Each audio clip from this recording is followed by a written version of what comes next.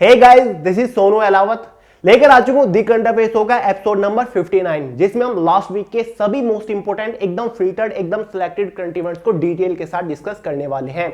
और जैसे कि आपको पता ही है, किसी भी कॉम्पिटिटिव एग्जाम में दी करंट अफेयर्स शो से बाहर क्वेश्चन नहीं जाता। आज के एपिसोड का पीडीएफ है हिंदी और इंग्लिश दोनों ही लैंग्वेज में आपको वे टू सक्सेस के टेलीग्राम ग्रुप के अंदर देखने को मिल जाएगा। लिंक डिस्क्रिप्शन बॉक्स में दिया हुआ है। तो चलिए फटाफट आज के एपिसोड शुरू करते हैं। उससे पहले आपको याद दिला दूं, वे टू सक्सेस की जो ईयरली करंट अफेयर की बुक आती है उसका इंग्लिश एडिशन कब का लॉन्च हो चुका है। फटाफट परचेज करके अपने घर पर अवेलेबल करा लीजिए, लिंक डिस्क्रिप्शन बॉक्स में है। साथ ही हिंदी एडिशन भी फुल्ली अपडेटेड आपको मिल रही है जनवरी 2021 से लेकर दिसंबर 2021 तक। इसका भी लिंक डिस्क्रिप्शन बॉक्स में मेंशन है। तो चलिए भाई फटाफट आज के एपिसोड का first most important current event detail से डिस्कस करते हैं। रोहित शर्मा बने वनडे टीम के कप्तान। फ्रेंड्स, हाल ही में वेडनेसडे को बीसीसीआई ने एक ऑफिशियल अनाउंसमेंट के थ्रू यह क्लियर कर दिया कि अब ओडीआई फॉर्मेट के जो नए कैप्टन होंगे वो रोहित शर्मा होंगे। और आपको पता ही है, टी20 वर्ल्ड कप के बाद विराट कोहली ने टी20 फॉर्मेट की कैप्टनसी छोड़ दी थी, जिसके बाद टी20 फॉर्मेट के कप्तान बनाया गया था रोहित शर्मा को। और अब फाइनली वेडनेसडे को बीसीसीआई ने यह भी ऑफिशियल अनाउंसमेंट के साथ क्लियर कर दिया कि ओडीआई फॉर्मेट के भी जो नए कैप्टन अब होंगे इंडियन क्रिकेट टीम के, वो रोहित शर्मा ही होने वाले हैं। लेकिन जो टेस्ट फॉर्मेट है उसके कैप्टन विराट कोहली बने रहेंगे और टेस्ट फॉर्मेट के वाइस कैप्टन बनेंगे रोहित शर्मा। और आपको पता है, आईपीएल आरसीबी की कैप्टनसी भी विराट कोहली ने छोड़ दी है। और जब बीसीसीआई ने ऑफिशियल अनाउंसमेंट किया कि अब ओडीआई फॉर्मेट के नए कैप्टन रोहित शर्मा रहेंगे, फैंस काफी नाराज हो गए विराट कोहली के, क्योंकि यार अचानक से डिसीजन लिया गया। और कुछ सोर्सेज का तो यह भी कहना है कि कैप्टनसी छुड़वाई गई विराट कोहली से। और जबकि यार परफॉर्मेंस रिकॉर्ड इतना खराब नहीं था, काफी अच्छा था। एक बार इनकी परफॉर्मेंस के ऊपर नजर डाल लेते हैं। इंपॉर्टेंट करंट इवेंट है, एग्जाम में गारंटीडली बनेगा। देखिए फ्रेंड्स, अगर हम विराट कोहली की ओडीआई कैप्टनसी के बारे में बात करें तो इन्होंने टोटल 95 मैचेस ओडीआई के खेले, जिसमें से 65 मैचेस विराट कोहली की कैप्टनसी में जीते गए हैं, जहां पर 27 मैचेस इन्होंने हारे हैं। यानी कि इनका जो विन परसेंटेज है वो लगभग 70% के आसपास है। वहीं पर रोहित शर्मा ओडीआई कैप्टनसी के रिकॉर्ड्स की बात करें तो रोहित शर्मा ने टोटल ओडीआई मैचेस अब तक 10 खेले हैं अपनी कैप्टनसी में, जिसमें 8 मैचेस रोहित शर्मा की कैप्टनसी में जीते गए हैं। ठीक है, 2 मैचेस वो केवल हारे हैं। और एशिया कप भी रोहित शर्मा की कैप्टनसी में जीता गया। मतलब यार विराट कोहली को कैप्टनसी से हटाया गया, रिकॉर्ड बिल्कुल भी खराब नहीं था, मतलब कंटिन्यू रखा जा सकता था। देखिए, मुझे क्रिकेट की इतनी नॉलेज तो है नहीं, लेकिन फिर भी इतना कह सकता हूं कि ये रिकॉर्ड बिल्कुल भी खराब नहीं था। 95 मैचेस में से 65 मैचेस विराट कोहली की कैप्टनसी में जीते गए ओडीआई के। तो चलिए यार, जो भी हुआ देखेंगे आगे। तो फिलहाल याद रखिएगा, रोहित शर्मा अब ओडीआई फॉर्मेट के नए कैप्टन है इंडियन क्रिकेट टीम के। बात करते हैं नेक्स्ट इंपोर्टेंट करंट इवेंट के बारे में। एशिया पावर इंडेक्स 2021 में भारत चौथे स्थान पर। फ्रेंड्स, हर साल एक रिपोर्ट जारी की जाती है एशिया पावर इंडेक्स के नाम से। इस बार भी रिपोर्ट जारी की गई, किसके थ्रू की गई? Loewi institute of Sydney Australia के थ्रू इस लिस्ट को जारी किया गया। इस बार इस लिस्ट में टोटल 26 देश थे। उन सभी देशों के ऊपर सर्वे किया गया और देखा गया कि सबसे पावरफुल कंट्री कौन सी है, उनको प्रॉपर रैंक दी गई। यानी कि वो कंट्री जो कि एशिया को सबसे प्रभावित करती है, उसके अकॉर्डिंग एक रैंक दी जाती है। ये जो रिपोर्ट बनाई जाती है वो किस बेसिस पर बनाई जाती है, एक बार आपको बता देता हूं। ये रिपोर्ट जारी की जाती है आर्थिक संसाधन, यानी कि उन देशों की जो इकोनॉमिक रिसोर्सेज है वो किस तरीके के हैं, साथ ही उन देशों की जो सैन्य क्षमता है, यानी कि जो मिलिट्री एबिलिटी है वो कैसे है, कितनी पावरफुल मिलिट्री एबिलिटी है किस देश की। साथ ही लचीलेपन यानी कि फ्लेक्सिबिलिटी देखी जाती है। साथ ही भविष्य की प्रवृत्तियां, यानी कि भविष्य में क्या क्या प्रभाव डालने वाले हैं ये देश, ये कितना डेवलप करेंगे। साथ ही राजनीतिक प्रभाव, यानी कि इन सभी देशों का जो पॉलिटिकल इफेक्ट है वो कैसा है। आर्थिक संबंध, इन सभी देशों का इकोनॉमिकल संबंध भी देखा जाता है, इकोनॉमिकल बॉन्ड, रक्षा नेटवर्क, डिफेंस सिस्टम या फिर डिफेंस संबंध, और साथ ही सांस्कृतिक प्रभाव ये देखा जाता है। ये 8 चीजें इसमें होती है, इनका मानक किया जाता है और तब ये रिपोर्ट जारी की जाती है कि कौन सा देश सबसे ज्यादा एशिया को प्रभावित कर रहा है या फिर उसने किया है पास्ट में। तो इस रैंक में भारत को 2021 यानी कि एशिया पावर इंडेक्स 2021 में भारत को चौथा स्थान मिला है। पहली जो रैंक मिली है वो अमेरिका मिली है, यानी कि अमेरिका ने एशिया को सबसे ज्यादा प्रभावित किया। साथ ही दूसरी रैंक चाइना को मिली है, तीसरी रैंक जापान को मिली है और चौथी रैंक भारत को मिली है। भारत का जो इसमें स्कोर रहा है वो 37.7 रहा है। 2020 में भी इस रैंक में भारत चौथे ही स्थान पर था, लेकिन उस टाइम पर इसका 100 में से स्कोर ज्यादा था। 2020 में भारत का स्कोर लगभग 39.7 के आसपास था, यानी कि इस बार मार्क यानी कि स्कोर थोड़ा सा घट गया भारत का, ठीक है, लेकिन चौथे स्थान पर बना हुआ है। 5वें नंबर पर आता है हमारा रूस, 6 पे ऑस्ट्रेलिया, 7 पे दक्षिणी और 8 पे दक्षिणी कोरिया, यानी कि एक ये अलग अलग हो गए, और 9 पे सिंगापुर और 10वें पे इंडोनेशिया आता है। क्लियर है? तो भाई ये 10 कंट्री है। शायद 10वें नंबर पर थाईलैंड आएगा, क्योंकि यहां पर दक्षिणी कोरिया अलग अलग हो गया है। क्लियर है? 10वें नंबर पर थाईलैंड, 9वें नंबर पर इंडोनेशिया आता है। तो ये एक रिपोर्ट जारी की जाती है। नाम याद रखिएगा, एशिया पावर इंडेक्स 2021। जितने भी इंडेक्स होते हैं, सूचकांक होते हैं, उनसे रिलेटेड एग्जाम में अक्सर क्वेश्चन पूछे जाते हैं। 26 देशों की लिस्ट थी, जारी किसने की? लोवी इंस्टीट्यूट ऑफ सिडनी ने इस लिस्ट को जारी किया। नेक्स्ट है सीडीएस बिपिन रावत का हेलीकॉप्टर क्रैश में निधन।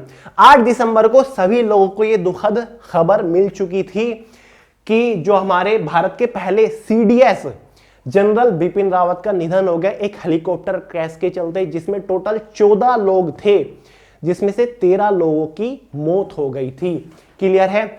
अब इससे रिलेटेड काफी सारे फैक्ट हैं इंपोर्टेंट, जो कि एग्जाम में पूछे जाएंगे। सबसे पहला फैक्ट तो यही है कि जो हेलीकॉप्टर क्रैश हुआ इस दुखद घटना में, वो हेलीकॉप्टर किस सीरीज का था? वो हेलीकॉप्टर MI सीरीज का था, यानी कि MI-17V5 उस हेलीकॉप्टर का नाम था। याद रखिएगा, एग्जाम में क्वेश्चन बनेगा। कौन सा हेलीकॉप्टर था? MI सीरीज का 17V5 हेलीकॉप्टर था, जो कि दुर्घटनाग्रस्त हुआ। साथ ही तमिलनाडु के नीलगिरी जिले में यह दुर्घटना हुई, जो कि एक घने जंगल वाला इलाका है। साथ ही इसे क्वीन ऑफ हिल स्टेशन कहा जाता है, यानी कि जहां पर यह दुर्घटना हुई नीलगिरी के जंगल में, उसको बोला जाता है क्वीन ऑफ हिल स्टेशन। यह भी याद रखिएगा, इंपॉर्टेंट है, नोट डाउन करिएगा। अब बात करते हैं जनरल बिपिन रावत के बारे में, क्योंकि कुछ इंपॉर्टेंट फैक्ट इनसे रिलेटेड भी है। General Bipin Rawat army chief से 31 दिसंबर 2019 को रिटायर होने के बाद देश के पहले चीफ ऑफ डिफेंस स्टाफ बन गए थे, यानी कि CDS chief of defence staff बन गए थे। 31 दिसंबर 2019 में रिटायर्ड हो गए थे। उससे पहले ये आर्मी के चीफ थे, आपको पता है। अब कौन है? मनोज मुकुंद नरवणे है इंडियन आर्मी के चीफ। 2016 में इनको इंडियन आर्मी के चीफ के तौर पर नियुक्त किया गया था और 31 दिसंबर 2019 को रिटायर हो गए थे, जिसके बाद इनको सीडीएस बनाया गया। क्लियर है? तो ये इंपॉर्टेंट फैक्ट है, याद रखिएगा। नेक्स्ट है राष्ट्रीय महिला आयोग ने सी इज अ चेंज मेकर कार्यक्रम शुरू किया। सबसे पहले तो कार्यक्रम के नाम को समझिए, सी इज अ चेंज मेकर एक इंग्लिश का नाम है और स्टार्टिंग में सी जुड़ा हुआ है, यानी कि डेफिनेटली जो ये कार्यक्रम है ये महिलाओं से रिलेटेड है और ऊपर से इसको राष्ट्रीय महिला आयोग ने लॉन्च किया है। अब समझते हैं कि कार्यक्रम है क्या। सी इज अ चेंज मेकर कार्यक्रम के द्वारा जो जमीनी स्तर पर राजनीतिक नेता है, महिला नेता है, उनके नेतृत्व को कौशल बनाने के लिए, उनके नेतृत्व का जो कौशल है यानी कि उनके लीडरशिप का जो स्किल है उसको और भी बेहतर बनाने के लिए, उसको सुधारने के लिए ये कार्यक्रम काम करने वाला है। आपको पता है इस बार देश के अंदर जो ग्राम पंचायत चुनाव हुए थे, बहुत सारे स्टेट्स के अंदर, बहुत सारे जिले के अंदर, बहुत सारे गांव के अंदर महिलाओं को ग्राम प्रधान बनाया गया। तो एक तरीके से राजनीतिक महिला नेता हो गई, तो उनका जो स्किल है, लीडरशिप का स्किल है, वो जो नेतृत्व कर दिया है, उसके स्किल को और भी बेहतर बनाने के लिए, और भी सुधारने के लिए ये कार्यक्रम काम करने वाला है। आई होप समझ गए होंगे। तो सी इज अ चेंज मेकर है, एग्जाम में क्वेश्चन पूछा जाएगा। ये कार्यक्रम किसने शुरू किया है? राष्ट्रीय महिला आयोग ने शुरू किया है। और जो राष्ट्रीय महिला आयोग है इसकी अध्यक्ष कौन है? नीचे मैंने लिख दिया है, आयोग की अध्यक्ष रेखा शर्मा है, जो कि आप स्क्रीन पर देख रहे हैं, ये है रेखा शर्मा, ये राष्ट्रीय महिला आयोग की अध्यक्ष है। नेक्स्ट है कोवैक्सीन के बाद जाइकोविड दूसरा स्वदेशी टीका भारत में लॉन्च किया गया। आप सभी को पता है भारत का जो पहला स्वदेशी टीका है वो कोवैक्सीन है, जो कि भारत बायोटेक द्वारा बनाया गया। और अब फाइनली भारत के अंदर भारत का दूसरा स्वदेशी टीका लॉन्च कर दिया गया, जिसका नाम है जाई कोविड। फिलहाल इसको भारत के 7 राज्यों में लॉन्च किया गया है, जिसमें से हमारा एक तमिलनाडु, बिहार, महाराष्ट्र, झारखंड, पंजाब, पश्चिम बंगाल और उत्तर प्रदेश है। और फिलहाल ये टीका 12 से 19 वर्ष के जो व्यक्ति हैं, वर्ग के व्यक्ति है, उनको लगाया जाएगा। तो याद रखिएगा, कोवैक्सीन के बाद भारत का दूसरा स्वदेशी टीका कौन है, यानी कि कंप्लीटली मेड इन इंडिया कौन सा है, जाई कोविड। ये भारत का दूसरा कोविड का स्वदेशी टीका है, याद रखिएगा। और ये 12 से 19 वर्ष के वर्ग के लोगों को लगाया जाएगा फिलहाल। नेक्स्ट है, भारत और मालदीव के बीच संयुक्त सैन्य अभ्यास एक्वेरियन अभ्यास का आयोजन किया गया। अक्सर मैं आपको बोलता हूं, जितनी भी आर्मी एक्सरसाइज होती है, मिलिट्री एक्सरसाइज होती हैं, युद्ध अभ्यास होते हैं, उनसे रिलेटेड एग्जाम में अक्सर क्वेश्चन बनते हैं। हाल ही में जीडी के एग्जाम में काजिंद आर्मी एक्सरसाइज के बारे में क्वेश्चन पूछा गया, पैसेज एक्सरसाइज के बारे में क्वेश्चन पूछा गया, और भी काफी सारे एक्सरसाइज के बारे में पूछा गया, जी मैक्स के बारे में पूछा गया। तो एक और हमारा आ गया एक्वेरियन अभ्यास, जो कि भारत और मालदीव दोनों देशों की सेनाओं के बीच में यह अभ्यास है, और 2008 से इस अभ्यास का आयोजन होता आ रहा है। तो इंपॉर्टेंट क्वेश्चन बन जाता है। जो हमारा एक्वेरियन है, इसका मतलब होता है द्विवेही भाषा। एक भाषा होता है द्विवेही, एक्वेरियन का मतलब द्विवेही भाषा में होता है मित्र, यानी कि एक तरीके से मित्र अभ्यास है। द्विवेही भाषा एक इंडो आर्यन भाषा है, मैंने लिख दिया, द्विवेही भाषा एक इंडो आर्यन भाषा है। यह भारत के लक्षद्वीप और मालदीव में बोली जाती है, ठीक है, द्विवेही भाषा। तो याद रखिएगा, जो एक्वेरियन है द्विवेही भाषा में मित्र को ही एक्वेरियन बोलते हैं, और जो द्विवेही भाषा है वो लक्षद्वीप और मालदीव में बोली जाती है। और मालदीव आपको पता है एशिया का सबसे छोटा कंट्री है, सबसे छोटा देश है, पॉपुलेशन के मामले में भी और एरिया के मामले में भी। तो भाई जो ये युद्ध अभ्यास है एक्वेरियन अभ्यास, ये भारत और मालदीव की सेना के बीच में आयोजित किया गया, और 2008 से यह आयोजित होता आ रहा है। नेक्स्ट है, AK-203 असॉल्ट राइफल को लेकर भारत रूस के बीच समझौता हुआ है। आप सभी को पता चल गया होगा, न्यूज में और अखबारों में बहुत ज्यादा छाया हुआ है। अब तक आपने AK-47, AK-56 के बारे में सुना होगा। अब फाइनली AK-203, इसको हम कह सकते हैं असॉल्ट राइफल का समझौता हो चुका है। यानी कि इस समझौते के तहत जो रूस है वो अपनी टेक्नोलॉजी ट्रांसफर करने वाला है भारत को, और जो AK-203 राइफल है वो मेक इन इंडिया के तहत भारत में बनाई जाएगी। भारत के उत्तर प्रदेश राज्य में एक जगह पड़ती है अमेठी, वहां पर ये राइफल बनाई जाएंगी। लगभग कॉन्ट्रैक्ट है पूरी 5 लाख राइफल बनाने का, यानी कि 5 lakh AK-203 assault rifle Bharat बनाएगा मेक इन इंडिया के तहत। यह समझौता रूस के साथ हुआ है, जिसके तहत शुरुआत में रूस अपनी टेक्नोलॉजी भारत को ट्रांसफर करेगा, और मिलकर 5 लाख असॉल्ट राइफल बनाई जाएगी। और ये जो राइफल है ये मेड इन इंडिया कंप्लीटली रहने वाली है, क्योंकि जो भारत के अंदर इंसास एक राइफल चलते हैं उसको ये कंप्लीटली रिप्लेस करने वाली है। इस समझौते के तहत 5 लाख AK-203 राइफल का निर्माण होगा, और ये मेक इन इंडिया के तहत उत्तर प्रदेश के अमेठी में होगा। मैंने लिख दिया, नोट डाउन कर लीजिएगा। नेक्स्ट है, हिमाचल प्रदेश में 100% कोविड-19 टीकाकरण करवाने वाला देश का पहला राज्य बन गया है। एसएससी कांस्टेबल जीडी के एग्जाम में यह क्वेश्चन शायद पहले दिन पहली सीट में बना था कि देश के अंदर 100% टीकाकरण करवाने वाला पहला राज्य कौन सा बन गया, हिमाचल प्रदेश आंसर था। और तब हिमाचल प्रदेश केवल फर्स्ट डोज का टीकाकरण करवाने वाला पहला देश बना था। अब फाइनली जो दोनों डोज है 100% टीकाकरण कंप्लीट हो चुका है दोनों डोज का हिमाचल प्रदेश में, और हिमाचल प्रदेश भारत का ऐसा पहला राज्य बन गया है। इंपॉर्टेंट क्वेश्चन है, याद रखिएगा। अब तक हिमाचल प्रदेश के अंदर लगभग 53,86,393 लोगों की दूसरी डोज कंप्लीट हो चुकी है। देखिए बहुत बड़ा काम है यार अपने आप में, याद रखिएगा। नेक्स्ट है, 2030 तक भारत की अंतरिक्ष स्टेशन स्थापित करने की योजना। केंद्र सरकार, हाल ही में केंद्र सरकार ने ऑफिशियल अनाउंसमेंट की है कि 2030 तक भारत का खुद का स्पेस स्टेशन होगा स्पेस के अंदर। स्पेस स्टेशन के बारे में आप जानते होंगे, यानी कि अंतरिक्ष के बाहर, अंतरिक्ष के बाहर एक स्पेस स्टेशन होता है, यानी कि जहां पर साइंटिस्ट रहते हैं वहां पर रिसर्च करने के लिए वो जाते हैं। तो भारत का भी अब तक भारत का कोई स्पेस स्टेशन नहीं है, लेकिन 2030 तक भारत सरकार की पूरी योजना है कि भारत का खुद का स्पेस स्टेशन हो। क्लियर है? और आपको पता है गगन मिशन लॉन्च होगा 2023 में, होगा 2020 में होना था लेकिन डिले हो गया। गगन मिशन जो है वो 2023 में भारत लॉन्च करेगा, जिसके तहत 3 वैज्ञानिकों को, यानी कि 3 वैज्ञानिक या फिर इंसान को अंतरिक्ष में भेजने वाले हैं इंडिया।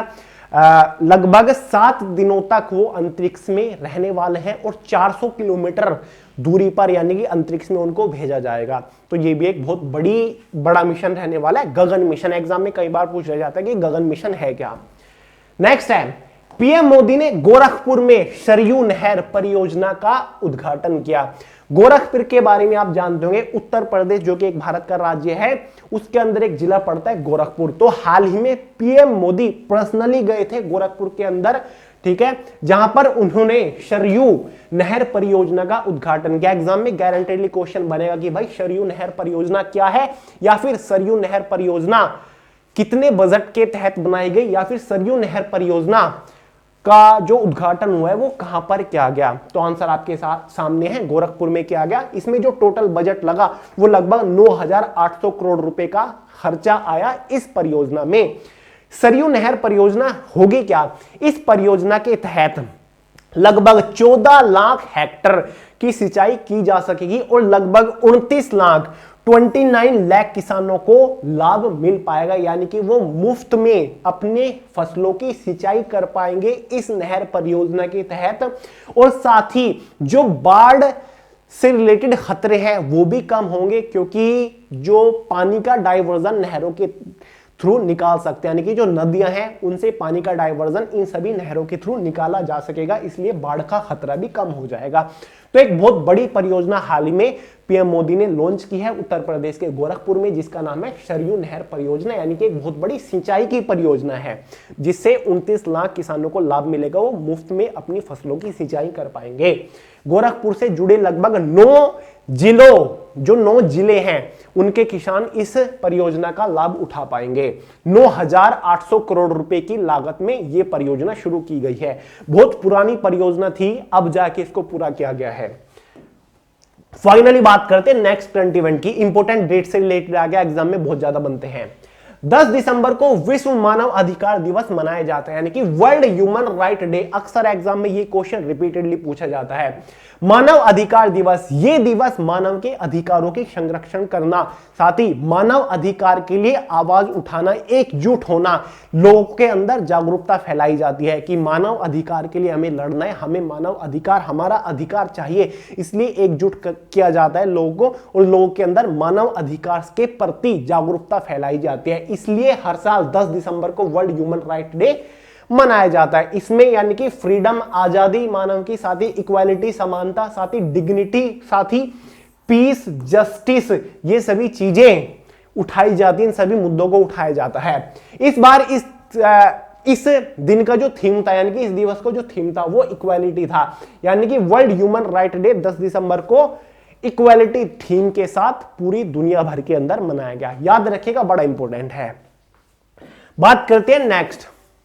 9 दिसंबर को अंतरराष्ट्रीय भ्रष्टाचार विरोधी दिवस मनाया गया। अंतरराष्ट्रीय भ्रष्टाचार विरोधी दिवस पूरी दुनिया भर के अंदर मनाया गया। इंटरनेशनल एंटी करप्शन डे, यानी कि जो सरकारी या फिर गैर सरकारी प्राइवेट जो संगठन है जो भ्रष्टाचार फैला हुआ है उसके खिलाफ एकजुट होना, उसके खिलाफ लड़ाई करने के लिए एकजुट होकर लड़ने के लिए भ्रष्टाचार के खिलाफ लोगों को जागरूक किया जाता है कि एकजुट आइए, और जो दुनिया के अंदर करप्शन फैल रहा है उसके प्रति हम लड़ाई करेंगे। और इसलिए 9 दिसंबर को यह दिवस हर साल मनाया जाता है, एक अलग थीम के साथ मनाया जाता है। इस बार जो अंतरराष्ट्रीय भ्रष्टाचार विरोधी दिवस का थीम था वो था your right your rule, say no to corruption. इस बार इंटरनेशनल एंटी करप्शन डे का थीम क्या था? Your right your rule, say no to corruption. Note down कर लीजिएगा, बड़ा इंपॉर्टेंट है।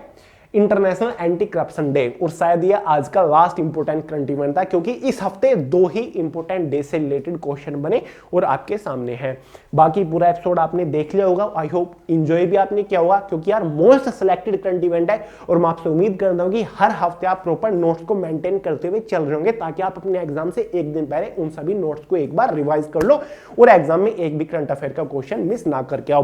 फिर से बता रहा हूं, वे टू सक्सेस की लास्ट 12 मंथ वाली करंट अफेयर की बुक का इंग्लिश एडिशन लॉन्च हो चुका है। लिंक डिस्क्रिप्शन बॉक्स में। हिंदी एडिशन अपडेटेड वर्जन जनवरी से दिसंबर 2021 तक आपको मिल रहा है। लास्ट में आपको प्रॉपर नोट्स भी मिल रहे हैं, कुछ पेजेस एक्स्ट्रा आपके लिए डाले हुए हैं, तो दोनों बुक का लिंक डिस्क्रिप्शन बॉक्स में है। तो चलिए दोस्तों, वीडियो पसंद आए हो वीडियो को लाइक करेगा, दोस्तों शेयर करेगा। आपको इस एपिसोड का पीडीएफ फाइल हिंदी और इंग्लिश में टेलीग्राम ग्रुप के ऊपर मिल जाएगा। इंस्टाग्राम के ऊपर फॉलो कर लीजिएगा, सोनू अहलावत के नाम से मिल जाऊंगा, लास्ट में डबल टी है, याद रखिएगा। बाकी चैनल को सब्सक्राइब आप करके जाओगे, मुझे पूरा भरोसा है। तो चलिए यार, मिलते हैं अगली वीडियो में बहुत जल्द, तब तक के लिए जय हिंद।